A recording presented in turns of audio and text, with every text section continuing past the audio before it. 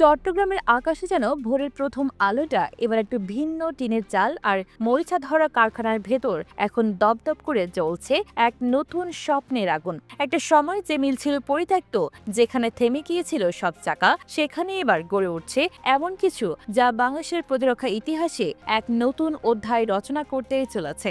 ৫৫ একরের সেই ফেল রাখা জমি, যেখানে একসময় ছিল জলিল টেক্সটাইল মিল, এখন বদলে যাচ্ছে দেশের দ্বিতীয় সমরাস্ত্র কারখানায়। বাংলাদেশ সেনাবাহিনীর হাতে তুলে দেওয়া হচ্ছে এই জমি, কিন্তু শুধুই ইট কাঠে থেমে থাকছে না গল্পটা। এই কারখানা গড়ে উঠছে আন্তর্জাতিক অংশীদারিত্বে তুরস্কের বিখ্যাত প্রতিরক্ষা প্রতিষ্ঠান রেপকনের সঙ্গে। তাদের ফ্রি ফ্লো ফর্মিং প্রযুক্তি আর উন্নত মেটাল ফর্মিং মেশিন এবার আসছে বাংলাদেশের মাটিতে। তৈরি হবে ১৫০ মিলিমিটারের কামানের গোলা। এতদিন যা বিদেশ থেকে আনতে হতো, এবার তা হবে দেশের ভেতরেই। তবে শুধু সেনাবাহিনীর চাহিদাই নয়, এই প্রযুক্তি ব্যবহার হবে তেল, গ্যাস, মহাকাশ গবেষণা ও বেসামরিক শিল্পেও। চট্টগ্রামের পাশাপাশি নারায়ণগঞ্জে নির্মিত হচ্ছে আরেকটি অস্ত্র কারখানা। দেশের উত্তর দক্ষিণে ছড়িয়ে পড়ছে এক নতুন প্রতিরক্ষা করিডোরের ছায়া। চট্টগ্রামের এই ফ্যাসিলিটি ভারতের সীমান্ত থেকে মাত্র ৬২ কিলোমিটার দূরে, অবস্থানগত দিক থেকেও গুরুত্বপূর্ণ।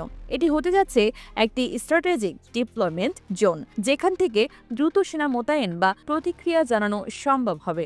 এতদিন বিদেশ নির্ভরতা ছিল অস্ত্র কেনায়, কিন্তু এই কারখানার মাধ্যমে সেনাবাহিনী হবে পুরোপুরি স্বনির্ভর। রাজনৈতিক নিষেধাজ্ঞা, বাজারের অস্থিরতা সব বাধা পেরিয়ে এবার নিজের দেশে তৈরি হবে যুদ্ধাস্ত্র। শুধু কামানের গোলা নয়, এখন আলোচনা চলছে শর্ট রেঞ্জ ব্যালিস্টিক মিসাইল নিয়ে, যার রেঞ্জ ২৮০ কিলোমিটার। তুরস্কের বোরখান মিসাইল ইতিমধ্যে সেনাবাহিনীর নজরে। পুরাতন প্ল্যাটফর্মে ব্যবহার করা যাবে, নতুন কিছু কিনতেও হবে না। এই কারখানা যেন শুধু একটা ইমারত নয়, এটা এক পুনর্জন্ম। পরিত্যক্ত ধ্বংসস্তূপ থেকে উঠে আসছে এক যুদ্ধ ও শান্তির বর্ম, যেখানে প্রতিটি কামান শুধু সীমান্ত রক্ষা করবে না, গড়ে তুলবে দেশের আত্মবিশ্বাস।